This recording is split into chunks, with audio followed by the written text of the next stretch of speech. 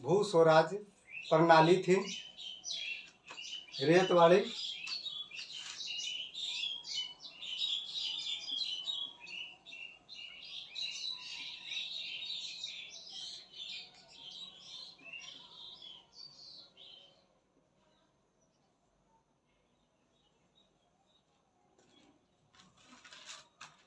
रेत वाली बंदोबस्त कब लागू हुआ है? ये 1820 ईस्वी में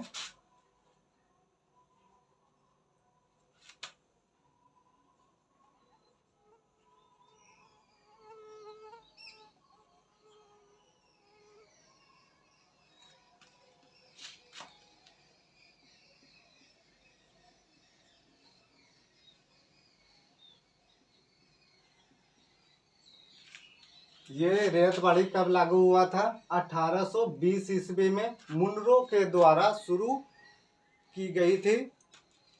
इसमें कहाँ कहाँ ये लागू हुआ था? ये जो है ये प्रणाली एक ब्रिटिश प्रणाली था। ये जो लागू किया गया था किसानों के लिए था, और बिचौलियों जो था जमींदार,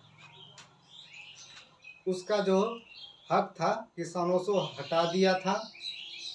ये कहाँ कहाँ लागू हुआ था? मुख्य रूप से ये लागू जो हुआ था मद्रास, मुंबई और असम में लागू की गई थी। कुछ भाग कर्नाटक का भी था जो लागू किया गया था। रेत वाली कहाँ कहाँ लागू किया गया था? मद्रास में, मुंबई में, असम में। मद्रास, मुंबई,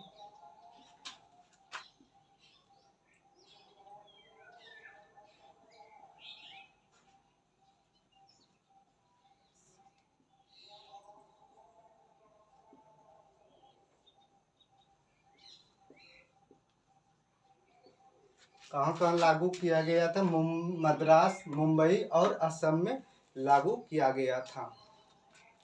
इसका मुख्य पहलू को हम समझेंगे। सरकार, रियायत का मतलब पहले क्या होता है? रियायत का मतलब जो है किसान होता है।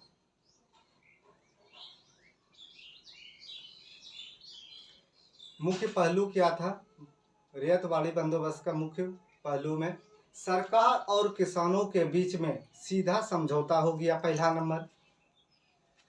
और किसान जो है स्वयं लगान जो है जमा करने के लिए उत्तरदायी थे। मतलब जमींदार पहले क्या करते थे? जमींदार अस्थायी बंदोबस्त में था, जमींदार लेते थे, तब जाकर के सरकार को दिया जाता था किसान से।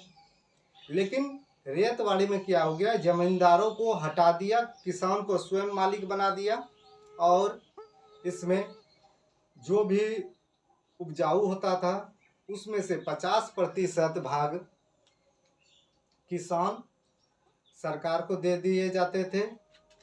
और इसमें ये नहीं कि आपके ज़मीन का जो है उपजा हुए या ना हुए या गुणवत्ता किसी तरह का हो, ऐसी व्यवस्था इसमें नहीं था।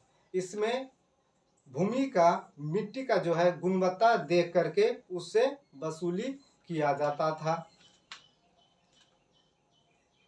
किसानों का जो जमीन था भूमि का स्वयं मालिक बन गया और उसे बेच भी सकता था,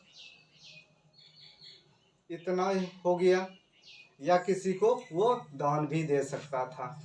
कर में क्या था? राजस्वरी का निर्धारण जो भूमि के क्षेत्र और मिट्टी के गुणवत्ता को देख करके उससे वसूली करते थे। वसूली में कितना प्रतिशत भाग था? दर कितना उपज का था? दर जो था, दर उपज का लगान 50% था। कितना प्रतिशत था? 50% था। और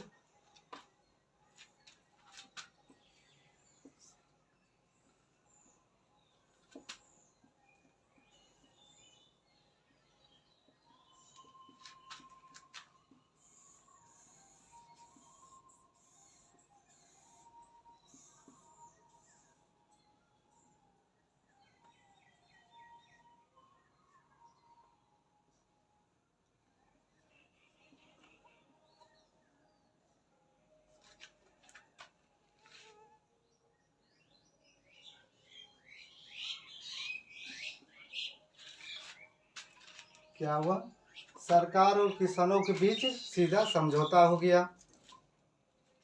मिट्टी की गुणवत्ता को देखकर कर को लागू करते थे। ठीक है, तो ये आज ये जो है रेतवाड़ी बंदोबस्त है